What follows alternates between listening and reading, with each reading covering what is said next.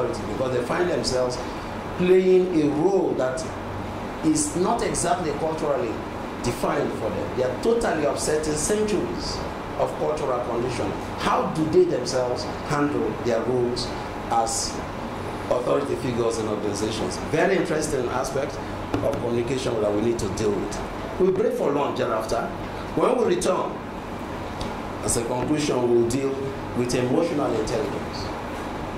Emotional intelligence, we'll deal with it in some greater details, but it deals basically with self-awareness because most people who treat emotional intelligence in workplace relations tend to begin by trying to externalize their knowledge of others. But you can't know others except you know what your own emotional constitution is. So you need to know others only from a position of self-awareness. So we need to know all of these things.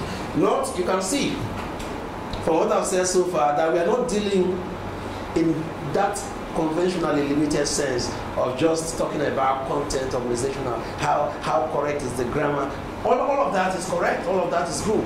But we are going to elevate the debate, elevate our study of communication to talk about how people relate and how the whole idea of team building has got to be brought right. This is a fundamental aspect, of communication, which we've, done, in quite a number of, organizations, and we are happy to have COTECNA here.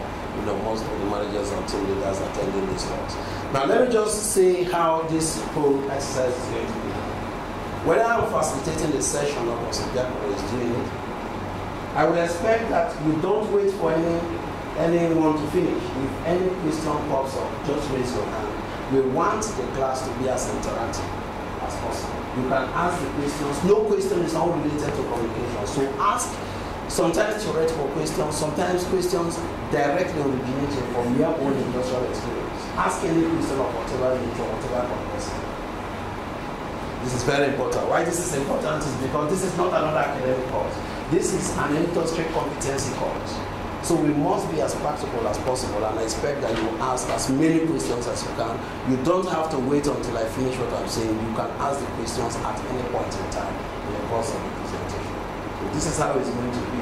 And we expect that we're going to have a very interactive and brainstorming session. And we hope, on the last note, that by the time this program ends, when you get back to your desk, you need to rethink your relationship with others in the organization, because that is the bottom line of this course. We are not so much interested in giving certificates and talking, but we want to feel that when you get back to the organization, there has to be a completely different mental and intellectual orientation on how to build teams, on how to apportion roles, on how to evaluate performance, and what kind of excellent interpersonal skills you need to bring to the table in terms of your relationship with others in order to drive up organizational. So this is, going to be the bare bone of what we are going to do. Please ask any questions you think come to your mind, and we can deal with that. Can we start with the first session or?